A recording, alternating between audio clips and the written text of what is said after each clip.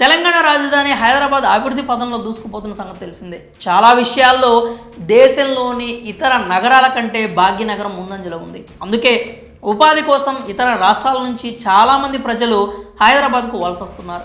అయితే నంబర్ 1 సిటీగా నిలవాలని అనుకుంటున్న మన నగరానికి తీవ్ర ప్రమాదం పొంచి ఉంది. హైదరాబాద్లో డేంజర్ బెల్స్ మోగుతున్నాయి. నగరంలో పెరుగుతున్న వాయు కాలుష్యం ప్రమాదకర స్థాయికి చేరుకుంది. సౌత్ ఇండియాలోని మెట్రో సిటీస్లో అత్యధిక కాలుష్యం ఉన్న నగరంగా హైదరాబాద్ ఫస్ట్ ప్లేస్లో నిలిచింది. ఈ విషయం గ్రీన్ పీస్ ఇండియా అధ్యయనంలో వెల్లడైంది.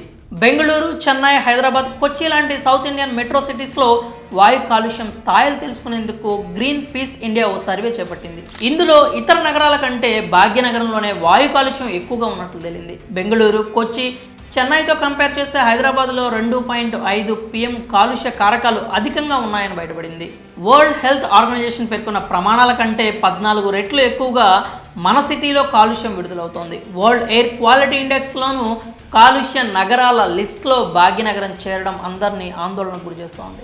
హైదరాబాద్లో వాయు కాలుష్యం అధికంగా ఉన్న ప్రాంతాల జాబితాలో బంజారాహిల్స్, KPHP ముందున్నాయి. బంజారాహిల్స్లో 127 AQI, KPHPలో 124, జూ పార్క్ ఏరియాలో 144, సైదాబాద్లో 100 AQIకి వాయు కాలుష్యం చేరింది. ఇండస్ట్రీలు ఎక్కువగా ఉన్న మల్లాపూర్, నాచారం, బాలానగర్, పటాన్చెరు, పాషమైలారం ఏరియాల్లో కూడా ఎయిర్ పొల్యూషన్ అనూహ్యంగా పెరిగింది. దేశవ్యాప్తంగా చూసుకుంటే వాయు కాలుష్యం ఎక్కువగా ఉన్న నగరాల జాబితాలో న్యూఢిల్లీ అగ్రస్థానంలో ఉంది. ఆ తర్వాత కోల్కతా, హైదరాబాద్ ఉన్నాయి. ఆర్థిక రాజధాని ముంబై కంటే భాగ్యనగరంలో ఎయిర్ పొల్యూషన్ ఎక్కువగా ఉండడం గమనార్హం. మన సిటీలో రోజుకు 7,000 మెట్రిక్ టన్నుల చెత్త విడుదల అవుతుండడంతో కాలుష్యం పెరుగుతోంది. హైదరాబాద్ నగర శివారులో డంపింగ్ యార్డ్ నుంచి తీవ్ర దుర్గంధం వెలువడుతోంది. 4 వైపులా శరవేగంగా విస్తరిస్తున్న సిటీలో జనాభాతో పాటు వెహికల్ సంఖ్య కూడా అంతే విధంగా పెరుగుతోంది. ఇప్పటికే మన సిటీలో 70 లక్షలకు పైగా వాహనాలు ఉన్నాయి. వీటి నుంచి ఉత్పత్తి అయ్యే పొగ కాలుష్యం పెరగడానికి కారణమవుతోంది. రోడ్లు, భవన నిర్మాణాలు కూడా వాయు కాలుష్యం ఈ స్థాయికి చేరడానికి ఒక కారణమని నిపుణులు అంటున్నారు.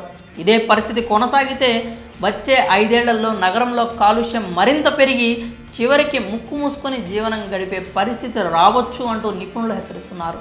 మరి హైదరాబాద్ను కాలుష్యం బారి నుంచి బయటపడేయాలంటే తీసుకోవాల్సిన చర్యలు ఏంటని మీరు అనుకుంటున్నారో మీ అభిప్రాయాలని కామెంట్స్ రూపంలో తెలియజేయండి.